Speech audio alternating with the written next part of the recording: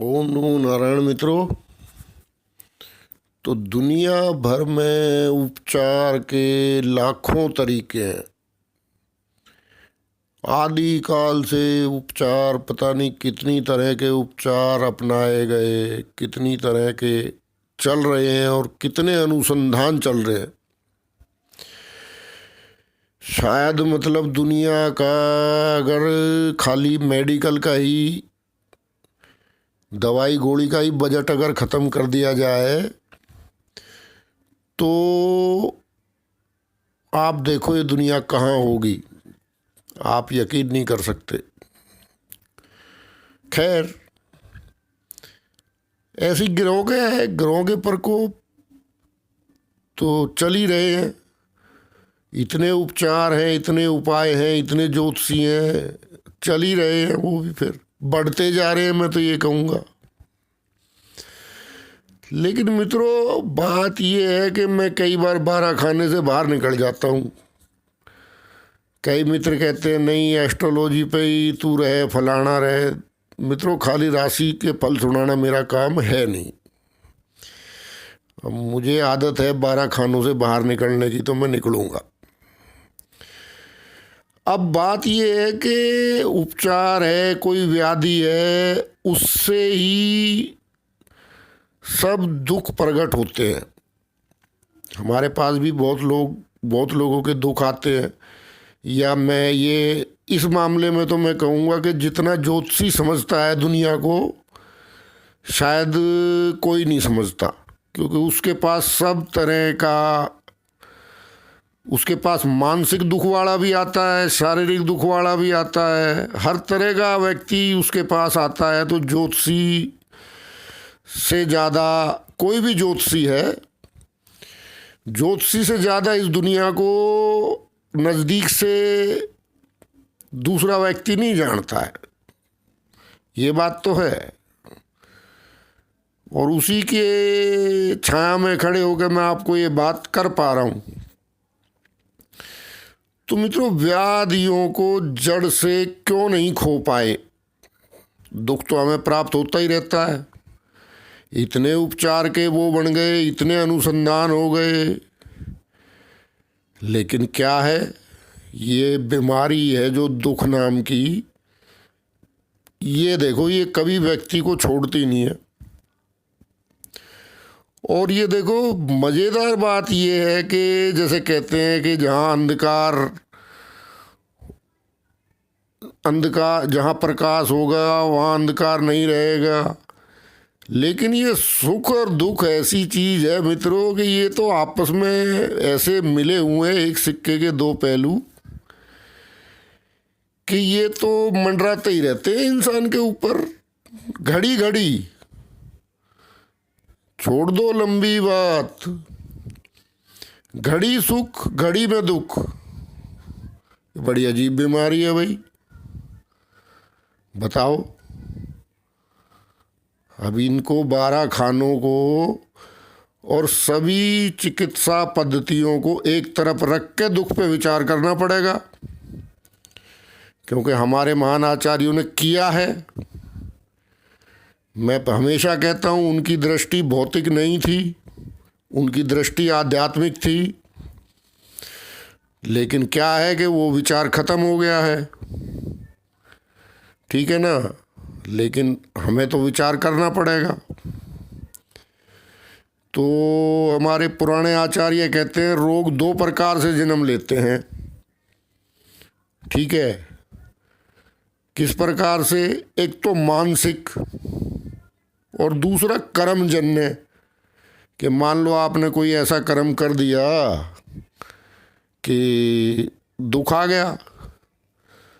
आगे आचार्य कहते हैं कि मानसिक और कर्मजन्य जो रोग हैं, इनका निदान भी लिखना संभव नहीं है। देखो ना, कितनी सुंदर बात की है। बहुत बड़े मनोवैज्ञानिक थे हमारे आचार्य वाघभट्ट की बात है ये। तो वो कहते हैं चिकित्सा में या किसी रोगी में तो केवल अभ्यास और सूझबूझ पर ही सब कुछ निर्भर करता है। जो उनका वैद्य है या ज्योतिषी है, जो भी है, क्योंकि देखो ज्योतिष एक मानसिक चिकित्सा है, ठीक है ना, आदमी को मनोबल देता है। यही चिकित्सा का सार है ज्योतिष की का। तो उस हिसाब से भाव भी बने हुए हैं, लेकिन अब यहाँ भाव से बाहर की बात हो रही है, तो भाव की बात फिर अगले कर लेंगे। ये कई वीडियो डालने पड़ेंगे इस पे।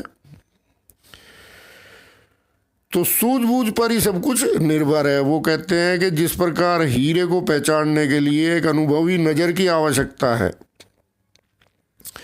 वैसे ही दुख को भी पहचानने के लिए उसे नज़र चाहिए,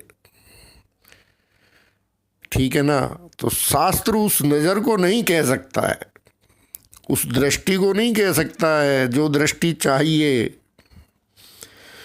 वो दृष्टि तो अनुभव का विषय है।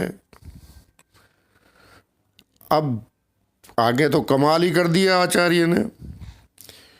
आचार्य कहते हैं दुख के अनुभव का नाम ही रोग है।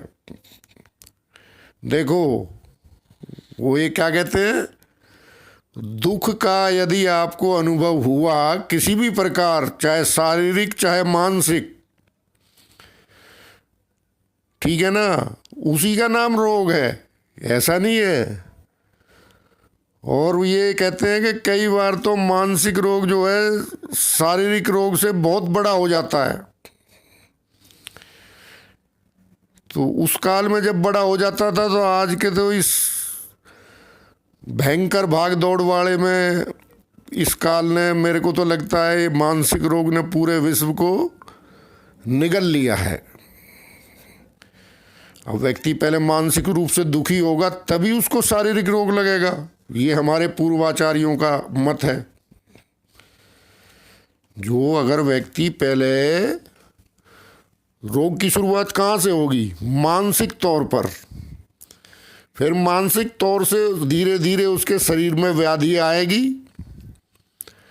ठीक है। मानसिक दुख के साथ साथ शारीरिक दुख भी उसको बिना बुलाए आ जाता है। यही हो रहा है आजकल, अस्पताल भरे पड़े हैं। लेकिन शुरुआत कहाँ से होगी, मानसिक दुख से।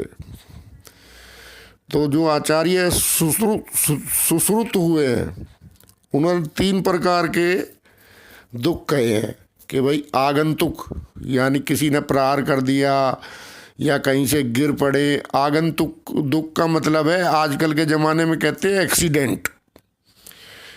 एक्सीडेंट जिसकी परिभाषा कोई तय ही नहीं कर पाया, वो किसी भी प्रकार हो सकता है। आपका पैर भी फिसल के हो सकता है, आपकी गाड़ी से भी हो सकता है, आप चलते हो सकता है, आप बैठे हो, आपके ऊपर बैठे बैठे कुछ गिर गया तो भी हो सकता है। एक्सीडेंट की परिभाषा बहुत बड़ी है। तो ये आगंतुक को ही एक्सीडेंट बोलते हैं अंग्रेजी में।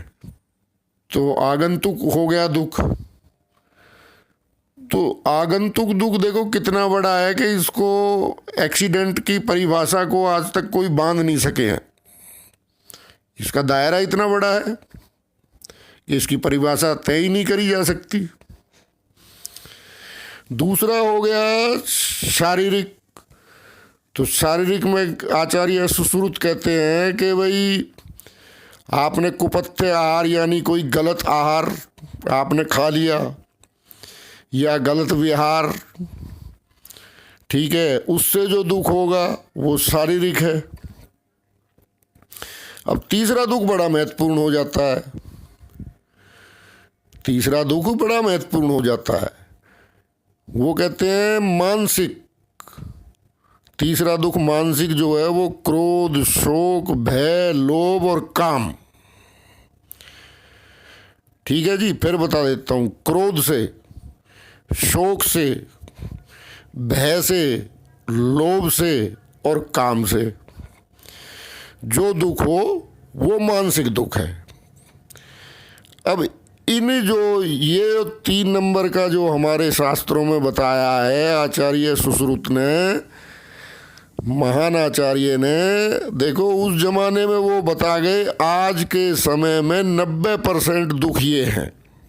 क्या? क्रोध से, शोक से, भय से, लोभ से, काम से। ये मानसिक दुख बताया है और इसी से सारे शारीरिक दुख जन्म लेते हैं। एक बताया उन्होंने चौथा स्वाभाविक। तो स्वाभाविक में बताया भूख प्यास, मान लो आपको टाइम पे खाना नहीं खाया आपने, भूख प्यास, बुढ़ापा, बुढ़ापे से दुख होना ही होना है, स्वाभाविक है वो, तो वो स्वाभाविक है।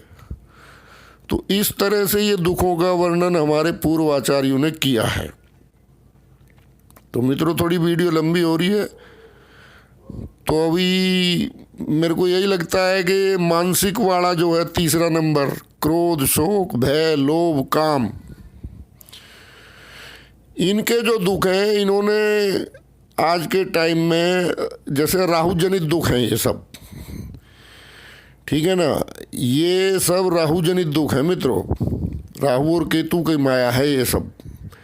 इसको भी मैं आपको अगले वीडियो में समझाऊंगा, अभी थोड़ा लंबा हो रहा है, लेकिन इन्हीं पर बात करेंगे हम। ये जो 3 नंबर के बताए हैं हमारे आचार्य ने दुख, तो हो सकता है आपको आगे मैं कुछ उपचार भी बताऊंगा इसके, तो आपको कुछ लाभ